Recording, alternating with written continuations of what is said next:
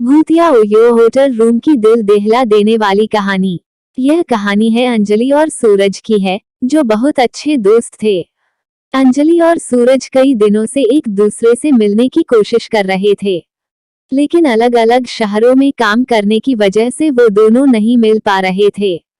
लेकिन कई दिनों की कोशिशों के बाद दोनों ने दिल्ली में मिलने का प्लान बनाया। अंजलि ने घूमने की सारी जगहों की एक लिस्ट बना ली थी। उसने सब कुछ अपने तरीके से प्लान कर लिया था, ताकि एक अनजान शहर जाने के बाद उन दोनों को किसी भी परेशानी का सामना न करना पड़े।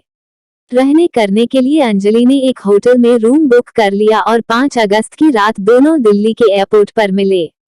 अंजलि, हेलो सूरज, पता है मैंने तुम्हें कितना मिस किया। सूरज, मैंने भी तुम्हें बहुत मिस किया। दोनों एयरपोर्ट से सीधा होटल की तरफ निकल गए। करीबन 2 घंटे के बाद दोनों अपने होटल पहुंच गए।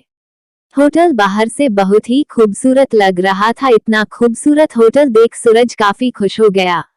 सूरज, सच में तुम्हारी प्लानिंग और चॉइस हमेशा टॉप पर होती है। अंजलि, हाँ, जैसे कि मैं।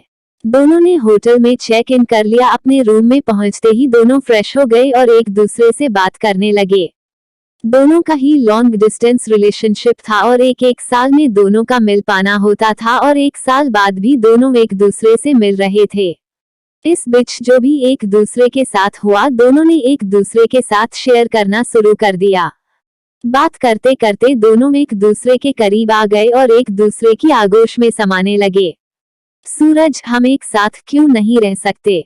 अंजलि, देखो सूरज, कोशिश तो मेरी यही है, मैं और तुम दोनों हमेशा के लिए एक साथ हो जाए। अंजलि और सूरज एक दूसरे से बात कर ही रहे थे कि तभी रूम के बाथरूम से कोई आवाज आने लगी।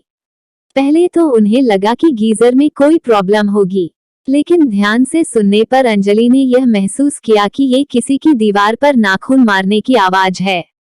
ऐसा समझ में आते ही अंजलि काफी डर गई और वह सूरज को यह बात बताई, जिसके बाद सूरज बाथरूम की तरफ बढ़ने लगा। सूरज, वो बाथरूम में बिल्ली थी। अंजलि, मैंने तुम्हें खामखा डरा दिया।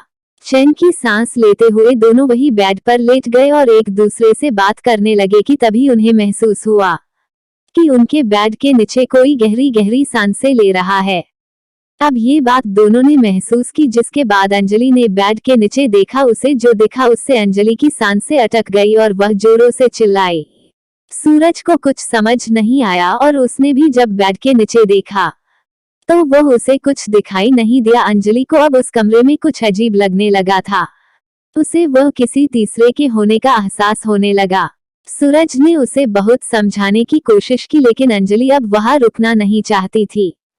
तभी सामने रखा शीशा अपने आप हिलने लगा। इस डरावने नजारे को देख दोनों की सांसें फूलने लगी। अब बात साफ थी, सच में इस कमरे में कोई तीसरा था, पर कौन? अचानक ही शीशा टूटकर चकनाचूर हो गया, लेकिन अब जो उन दोनों ने देखा वो बेहद ही परेशान करने वाला मंजर था। उस कमरे में एक कैमरा पहले से ही लगा हुआ था, यानी अब तक जो भी उन दोनों के बीच हुआ वो सब उस कैमरा में रिकॉर्ड हो चुका था। दोनों काफी घबरा चुके थे और फिर दोनों जल्दी जल्दी अपने कपड़े पहनना शुरू किया और वहां से निकलने की तैयारी करने लगे। इतने में पास रखे अलमारी से किसी के गुर्राने की आवाज आने लगी। यह सुन दोनों बहुत ही डर गए। अब बस कैसे भी करके दोनों वहां से भागना चाह रहे थे, लेकिन कमरे का दरवाजा खुल ही नहीं रहा था।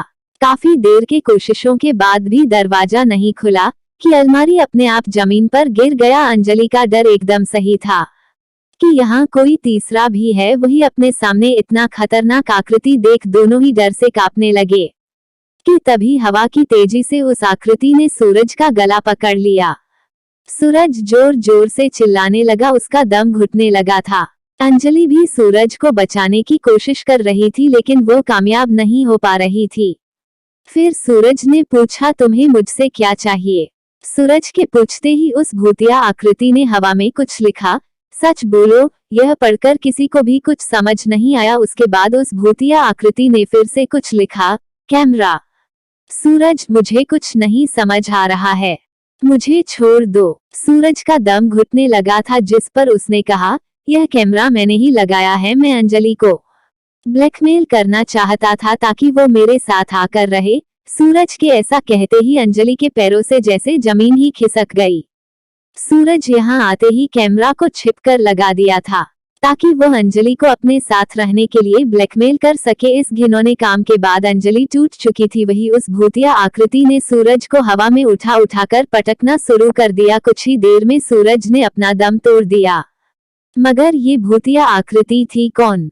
बात अब साफ थी। उस भूतिया आकृति ने अंजलि की जिंदगी को नर्क होने से बचाया और सूरज को इसके किए की सजा दी।